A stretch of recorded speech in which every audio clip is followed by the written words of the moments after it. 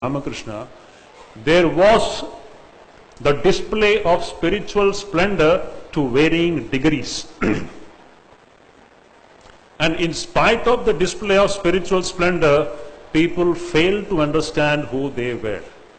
Now, when we come to Sri Ma Sharada Devi, how much more this task becomes difficult, because here the Bhagavati has come down in a human form, and she has come down in such a way that she has completely concealed her Aishwarya.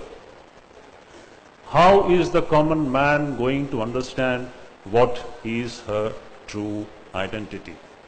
This is the biggest challenge when we read Sri Sharada Devi's life, because in the books we find she is portrayed as the incarnation of Divine Mother. But are we really capable to understand who she is just by reading a book? And we have justified reasons for that. I shall give you one example.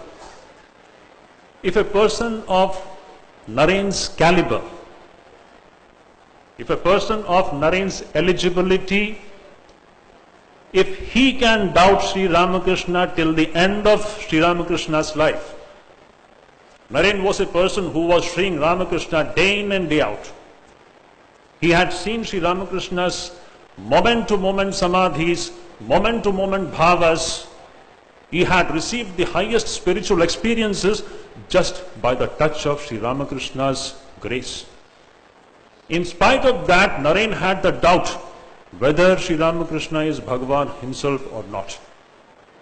Even during the fag end of Sri Ramakrishna's life, we all know, at Kashipur Garden House, when Sri Ramakrishna was lying on his deathbed, Naren had this doubt. In this moment, if Sri Ramakrishna says that he is an incarnation of God, I shall admit. And we all know that famous answer which came out of Sri Ramakrishna's mouth. And that allayed the doubt from Naren's mind for once and for all times. If this is the case with Naren, should we be very presumptuous to claim that we can understand Holy Mother Sri Sharada Devi, an instance where Bhagavati is coming, completely concealing her Aishwarya, leaving no room for us to understand what is her true identity? Now, how do we really understand who she is? We have, actually speaking, three sources of revelations. I believe that if these three sources of revelations were not available to us, it would have been impossible for us to, truly speaking, understand who Sri Sharada Devi is. Even the direct disciples of Sri Ramakrishna, except Naren, even they would have failed to, truly speaking, identify and recognize who this so ordinary looking lady is. Now, what are the three sources that is available to us? The first one is the statements coming from Sri Ramakrishna's mouth. The second source that we have is Swami Vivekananda's remarks about Sri Ma.